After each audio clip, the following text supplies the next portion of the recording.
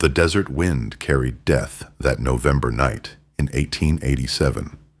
Margaret Hayes stood on her porch, watching dust devils dance across the moonlit mesa, when she heard the thunder of hooves cutting through the darkness. Her hand found the colt at her hip. 3 years alone on the Double H had taught her that visitors after midnight brought nothing but trouble. The rider emerged from the shadows like something out of a fever dream. Tall, broad-shouldered, hat pulled low over eyes that caught starlight like polished steel. His horse was lathered, flanks heaving, and blood darkened his left sleeve where a bullet had kissed flesh.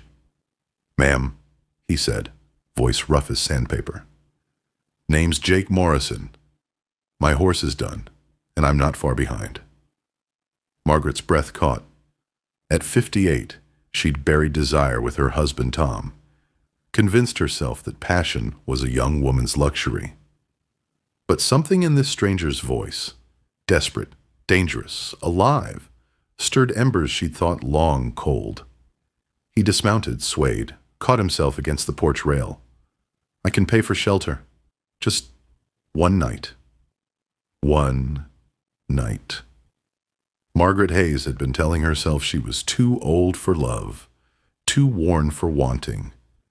But as Jake Morrison's eyes met hers, she wondered if she was about to discover just how wrong a woman could be.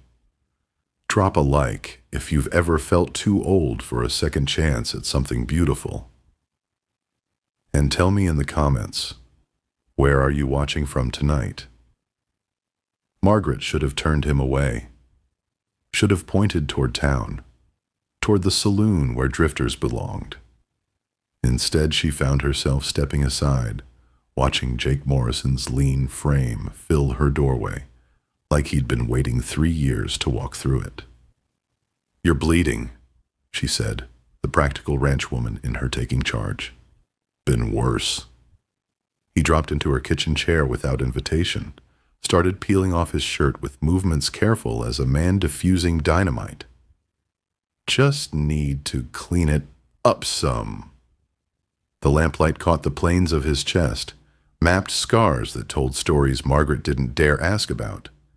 She heated water, fetched clean cloth, told herself the flutter in her stomach was just nerves. When she touched the torn flesh of his arm, when her fingers brushed the warm skin of his shoulder, she felt 17 again, and twice as foolish. "What brings you to Cochise County?" she asked, dabbing at the wound with steady hands that betrayed nothing of the trembling inside. "Running." His voice was whiskey rough in the kitchen's intimate glow. "Same as everyone else out here." "From what?" Jake's smile was winter sharp. The kind of trouble that follows a man who's too quick with his gun and too slow to walk away from a fight. Margaret finished bandaging him in silence. 3 years of widow's solitude had taught her to read danger, and Jake Morrison wore it like cologne. But when he looked at her, really looked, like she was something worth seeing, her careful walls began to crack. "You can take the spare room," she heard herself saying. "One night. Obliged." He stood, shirt in his hands, close enough that she could smell leather and gunpowder and something purely male that made her mouth go dry. "Been a long time since anyone showed me kindness without wanting something in return." After he disappeared upstairs, Margaret sat alone in her kitchen, staring at the bloody cloth, wondering what she'd just invited into her life. Outside, coyotes sang to the desert stars, and somewhere in the darkness, she heard the soft nicker of Jake's horse settling into her barn, like it belonged there. Like maybe they both did. Dawn came too soon and not soon enough. Margaret woke to the sound of splitting wood, found Jake bare-chested in her yard, swinging her axe like he'd been born to it. Sweat glistened on his shoulders as he worked, and she watched from her kitchen window, coffee growing cold in her hands. When had she stopped seeing herself as a woman? When had desire become just another luxury she couldn't afford? "Figured I'd earn my keep," Jake said when she brought him breakfast. His eyes held hers over the rim of his coffee cup, and Margaret felt heat that had nothing to do with the Arizona sun. They worked the ranch together that day. Jake gentled her spooked mare, with hands that knew horses, mended fence with the efficiency of a man who'd been cowboying since he could ride. Margaret found herself stealing glances at the way his jeans hugged his hips, at the careful grace with which he moved, at the surprising tenderness he showed her aging cattle. "You're good at this," she said, as they watched the sun paint the mesa crimson. "Had practice. Lost my family spread 5 years back. Drought took the grass, bank took the rest." His voice carried the weight of old grief. "Been hiring out ever since." "I'm sorry." "Don't be. Man's got to play the cards he's dealt." Jake turned to her, and in the dying light, his face looked carved from stone. "What about you? Husband die young. Cancer took him. Slow and mean." Margaret surprised herself with the honesty. "Sometimes I think the quick way would have been kinder." "Maybe, but then you might not have learned how strong you are."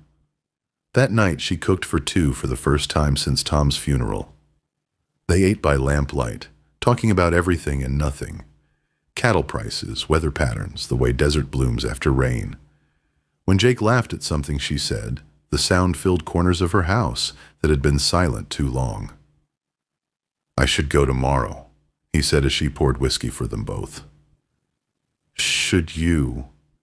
The words slipped out before she could stop them. Jake's hand covered hers on the bottle. "Margaret." Her name on his lips was prayer and promise and threat all at once. She was 58, practical, past the age of foolishness. But when Jake Morrison said her name like that, she felt beautiful again, dangerous again, alive. The third night brought rain to the desert, violent, sudden, the kind that turns arroyos into rivers and washes away everything that isn't rooted deep. Margaret and Jake stood on her porch, watching lightning split the sky, breathing air thick with ozone and possibility. "Never seen anything like it," Jake murmured, close enough that she could feel the heat of his body. "Desert rain," Margaret said, "violent and beautiful and gone before you know it. Like some women." She turned to find his eyes on her, dark with want that matched the storm overhead. "I'm not that kind of woman anymore, Jake. I'm not young, I'm not—" "You're perfect." His voice cut through her protests like thunder through silence. "Christ, Margaret, don't you see what you do to me?" The kiss, when it came, was inevitable as rainfall. Jake's mouth was gentle at first, questioning, then hungry when she answered with a passion that surprised them both. The rich scent of wet rain and dry earth mingled with the old leather and gunpowder on him. Her hands fisted in his shirt, pulling him closer. She felt the roughness of his palm as he gently cupped her face, and those calloused hands seemed to tell a story of hard, honest work. "Are you sure?" "I'm too old for this," she whispered, her voice surprisingly shaky. "All I see is a woman who's lived, who's loved, who's learned to be strong. That's exactly what a man like me needs." Jake murmured, his thumb tracing the lines at the corner of her eyes. "I've been half dead for 5 years, Margaret. You make me want to live again." They made love by lamplight and storm sound, Jake worshiping her body like a man finding religion. Margaret had forgotten how it felt to be desired, to be cherished, to come apart in strong arms that held her like something precious. When Jake moved inside her, when he whispered her name like benediction, she understood that some hungers only deepen with age. Afterward, as thunder rolled across the mesa, Margaret traced the scars on Jake's chest, each one a story, each one survived. She felt the steady beat of his heart and knew that after all the storms, this was the peace they had found. "What happens now?" she asked. "Don't know. Never stayed anywhere long enough to find out. Jake's fingers tangled in her graying hair. But I'd like to try, if you'll have me. Margaret closed her eyes, listening to rain drum against her roof, to the steady beat of Jake's heart beneath her cheek. 3 years she'd been telling herself she was too old for love. But lying here, sated and alive, she wondered if maybe, just maybe, she was exactly the right age to recognize the real thing when it found her. Morning brought federal marshals and the truth about Jake Morrison's past. Margaret watched from her porch as they rode up in a cloud of dust, badges glinting in the desert sun, and felt her world fracture like glass. "Jake Morrison," the lead marshal called. "You're wanted for questioning in the Tombstone Bank robbery." Jake stepped from the barn, hands visible, calm as still water. "I didn't take any money, Marshal." "Your partners say different." "My partners are dead. Shot down like dogs while I was trying to stop them." Jake's voice carried across the yard, steady as gospel truth. "Check with Sheriff Bean. I turned myself in, tried to make it right." Margaret's heart hammered against her ribs. Bank robber. Outlaw. The kind of man she'd been raised to fear. But watching Jake stand there, straight-backed and unflinching, she saw only the man who gentled her horses, mended her fences, made her feel like a woman again. The marshal dismounted, studied papers with the weight of judgment. "Says here, you were cleared of charges. Witnesses confirmed your story." Relief flooded through Margaret like water through cracked earth. "But there's still a price on your head from your old gang's friends," the marshal continued. "Might want to find somewhere safe to lay low." After they rode away, dust settling back into silence, Jake turned to Margaret with eyes that held apology and hope in equal measure. "I should have told you," he said.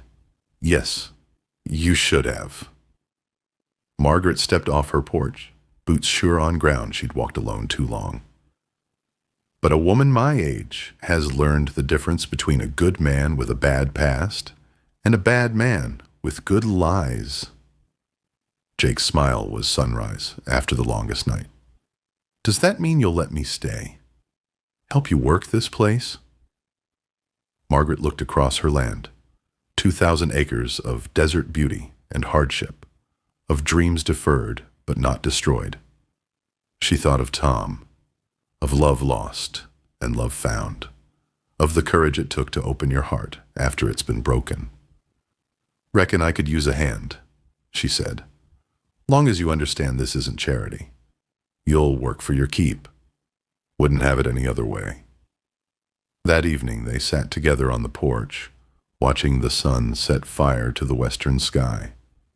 Jake's arm was warm around Margaret's shoulders, and she could hear the distant lowing of cattle settling for the night. "Still think you're too old for love?" Jake asked, voice soft as desert wind. Margaret smiled, feeling 25 and 58 and ageless all at once. "I think I'm exactly the right age to know the difference between love and everything else they try to sell you."